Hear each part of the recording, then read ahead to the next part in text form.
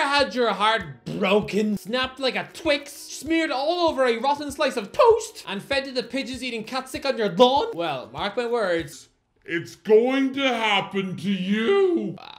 That was creepy. Hello, I am the Irish guy, and lads, today I'm going to take a look at every Premier League club and find the next player who is going to betray you. I am uncovering the snake in the grass, the cunning bloke who's going to make you feel like you've just been dumped on your wedding day. Yeah, have fun eating brunch with the postman on your expensive honeymoon. Right, let's go. Oh, by the way, before we begin the video, if you're new here, hit that subscribe button, inching ever closer to 200,000 subscribers. That number would blow my brain. Right, let's go. Arsenal, William Saliba. Look, this could be insanely wrong. William Saliba might make me look like a wild buffoon, someone with all the intelligence of an incontinent pig. Me looking at this bloke and declaring that he's secretly disloyal. I feel like an insecure housewife just accusing her husband of impregnating his cousins just because he goes to his aunt's house for Sunday dinner. Leave him eat his turkey in peace. But I just get a sly vibe from Saliba. Maybe it's because we've seen a French centre back called William at Arsenal before, and he was more toxic than the date with Chris Brown. Saliba has admitted that while he was a youth player, he was a sulker, which instantly reminds me of Nicolas Anelka, who hopped between so many different clubs, he's probably still got whiplash in his neck. I realize I might be reading too much into this, but Saliba was happy to agree a move to Arsenal after just 16 matches for Saint Etienne. Look, maybe this is the Gallus factor, and maybe if he wasn't called William and instead went by his middle name, then that would be fine. If he was instead called Gabriel Saliba, yeah, his middle name was actually Gabriel, that would make him the 4th Gabriel in the Arsenal team. I might be wrong, but I just get a vibe that Saliba, in 3 years' time, if the Gunners are not regularly winning league titles, I see him forcing through a move to Real Madrid in quite an ugly and disrespectful fashion. I'm not an Arsenal fan, okay? But I've learned not to trust Arsenal centre-backs. Both Gallus and Laurent Koscielny were the captain, players the fans thought they could trust. Yeah, Gallus did a reverse Sol Campbell and moved to Spurs. He might as well have done a poo on the Arsenal badge. While Koscielny, after 9 years a Gunner, he then refuses to take part in Arsenal's pre-season tour of the US, so forced to move to Bordeaux, where he ripped off his Arsenal shirt at his unveiling. So disrespectful. It's like going on a new Tinder date after a breakup, and whilst you're both tucking into the soup, you then choose to just eat a photo of your ex. Just weird behavior. Sorry, Arsenal, but I think Saliba is going to break your heart. Aston Villa, Leon Bailey. Well, this is hilarious. Leon Bailey is already flirting with a move away. Aston Villa are in the top 4, hunting down Champions League football. And yet this Jamaican star has admitted he could be tempted by a bigger team. You have big teams in England. They call themselves the Big Six. The Arsenals and Chelseas, he said. Who wouldn't want to go to a massive team? Especially coming out of Jamaica. Do you know how big that is for the country? Especially being who I am as well. Especially being who I am as well. Oh, great.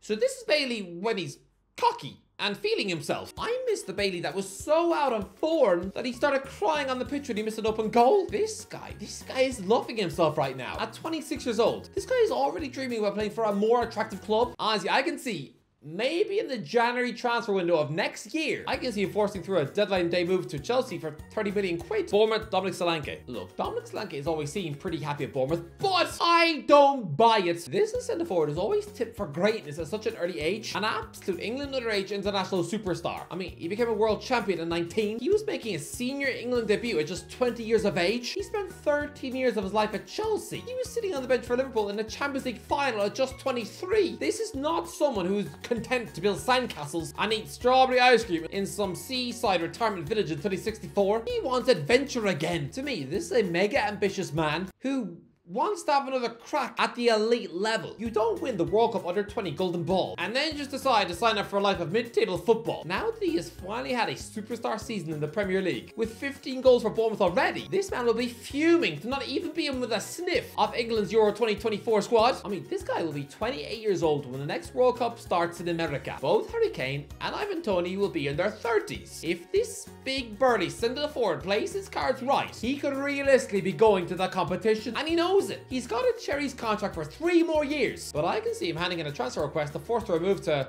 someone like Arsenal? Brentford, Nathan Collins. Always beware the journeyman footballer. Nathan Collins might as well be one of those desperate housewife social climbers, the type who would drown their granny in a toilet to move higher up the social chain. Nathan Collins is a 22-year-old Ireland centre-back who clearly hates stability. And there's a man who's already had his 4th English club since Euro 2021 alone, which only feels like 5 minutes ago. He's already gone through Stoke, Burnley, Wolves, and now Brentford. This bloke just cannot sit still. He bores easily. He probably can't even sit through a whole film. Clearly clearly he's about as loyal as Tiger Woods. So sorry, bees, don't get comfy. He'll be off very soon, probably to join a newly promoted club like Southampton or West Brom. Brighton, Ansu Fati. Look, I know that Ansu Fati is only on loan at Brighton, but there are noises coming out of the Barcelona camp that they might be willing to let him stay a little longer. And I mean, for a supposed generational megastar, apparently worth close to £1 billion, his numbers haven't exactly exploded with the Seagulls. Still stuck in just 2 Premier League strikes, but he has shown flashes of brilliance in a Brighton shirt. So yeah, it has been a bit of an injury-riddled season, and the Brighton fans would love to see him back next year on another loan, but I doubt it.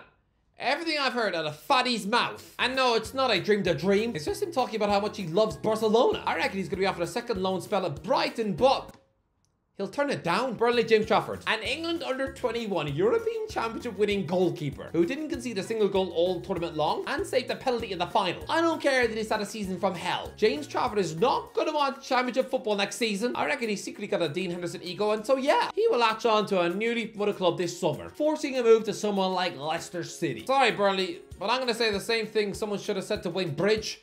JT is going to break your heart. Chelsea, Cole Palmer. This is going to break the hearts of Chelsea fans, but Cole Palmer has every right to be looking elsewhere. The bloke has been utterly terrific since moving to Stamford Bridge last year. 16 goals and 12 assists for a bang average side stuck to 11th in the league. That is incredible.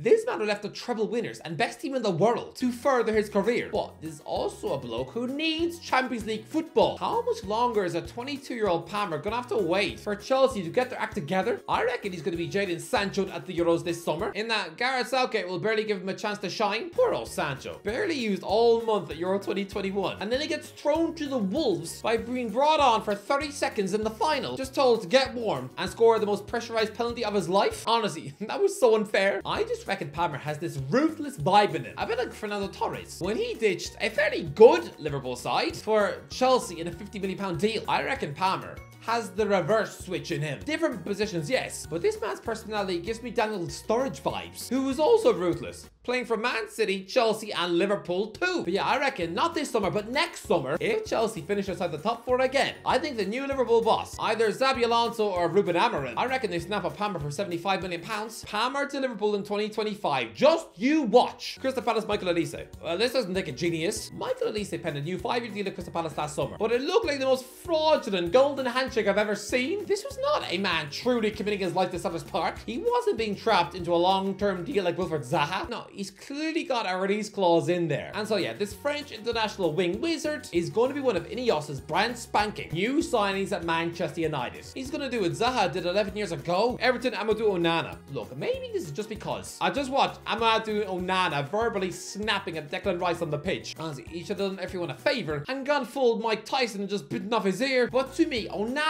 clearly has an edge on him. There's never usually smoke without fire, and this highly rated Belgium international midfielder has been constantly linked with a move away from Everton ever since he set foot in Merseyside 2 years ago. Even Manchester United were sniffing around last year. There'd be so many Onanas in the Manchester United squad, you'd swear it was a horrible Rihanna song. Again, he is another journeyman. He left Hoffenheim after just 1 game for their B team. He ditched both Hamburg and Lille after just 1 season each. I think he kicks up a fuss and forces him to move away this summer to someone like PSG, Fulham, João Palhinha. Look, João Palhinha is a Portuguese superstar, and to me, he is one of the most important players. If Roberto Martinez really does want to win the Euros this summer, he is an absolute robust midfield linchpin. And I know he just signed a long-term deal at Fulham, but again, this is someone who only 6 months ago was literally in Germany, posing for the Bayern Munich club website in their kit. This man does not have Fulham in his heart. He turns 29 years old in July. If he has a great Euros, and I think he will, he'll be begging his agent to get a European giant like Juventus or Inter Milan. Just watch. Liverpool, Trent Alexander-Arnold. Look, I know Liverpool fans will have seen the thumbnail and immediately started choking on their blueberry pie, but right now Real Madrid are beginning a post-Super League galactical explosion of transfers, and now they're about to sign absolute rock stars in Kylian Mbappe from PSG and Alphonso Davies from Bayern Munich, but they also want Trent Alexander-Arnold from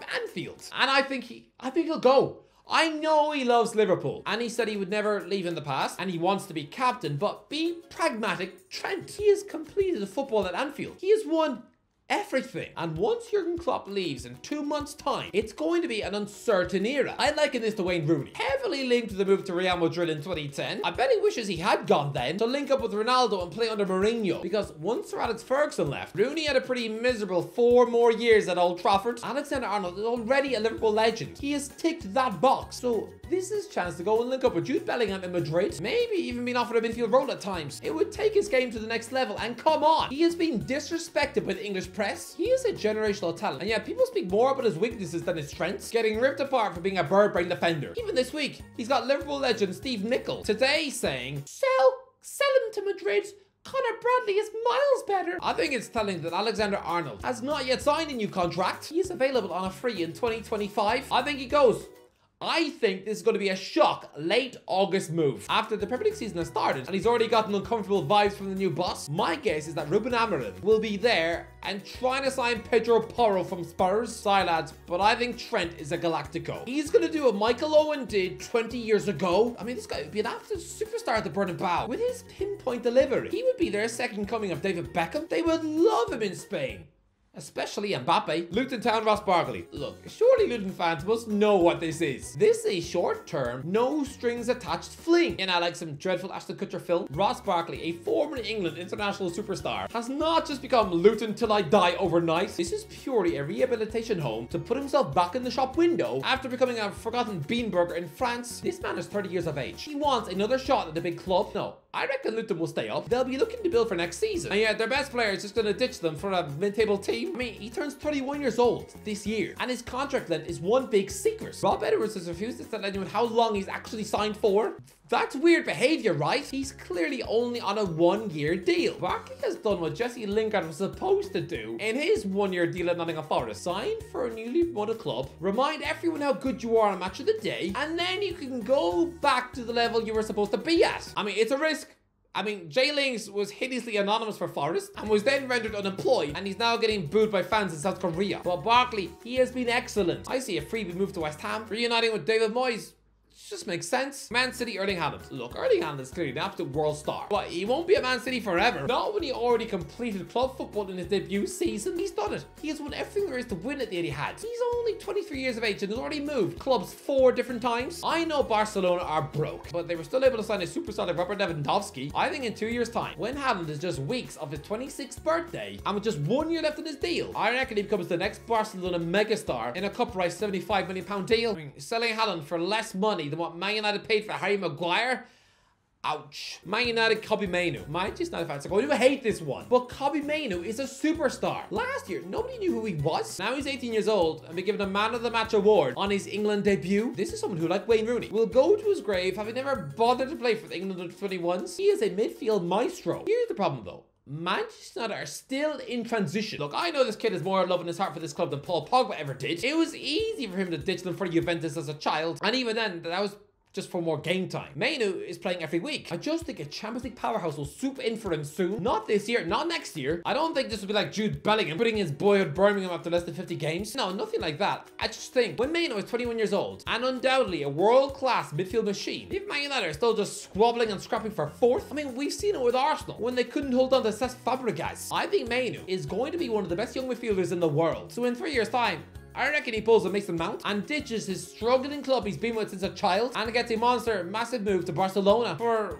120 million quid. I mean, I assume they'll have fixed their bank account by then. Newcastle, Alexander Isak. Look, this Newcastle project is taking its time because of FFP restrictions. It seems that some of Newcastle's marquee rivals, some of them are actually going to have to be sold. Alexander Isak is absolute star quality. A Swedish superstar who has 26 goals in 57 games for the Magpies. He's already hinted that he may have to move on, and Arsenal are heavily linked. Lads, the Geordies love their strikers. They were heartbroken to see both Andy Carroll and David Badley for both Liverpool and Chelsea. But this one is going to hurt the most. I don't even think Isak stays at St James's until even his 25th birthday. I reckon in August, on the eve of the season, the Gunners are going to disrupt everything by launching an unhelpful £80 million bid, and then Isak will pull a Kobbie and go on strike when he wanted that move to Arsenal in 2013, or when Luis Suarez wanted that move to Arsenal in 2013, and eventually, on deadline day, he'll be sold for £90 million. Ouch. Nottingham Forest Matt Sells. You reckon a Belgium international goalkeeper wants to play in the Championship? Nope.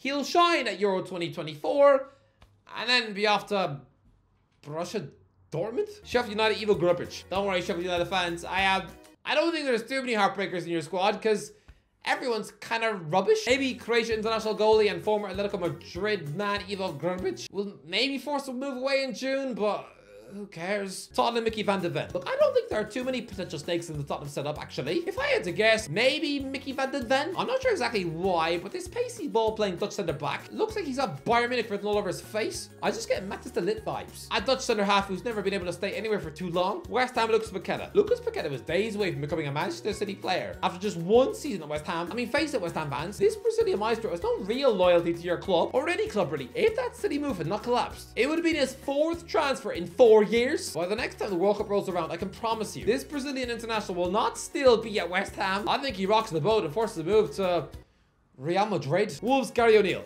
Okay, he's not a player, but the manager, Gary O'Neill, he's apparently been offered a coaching role at Manchester United. What, the guy who used to make the tea and crumpets at Liverpool? That would be hilarious. Anyway, that's the video. What do you think? Let me know in the comments. What do you think? Who is going to break your heart? Let me know in the comments. If you enjoyed the video, don't forget to give a like, share, and subscribe. And as always, I'll talk to you in a while.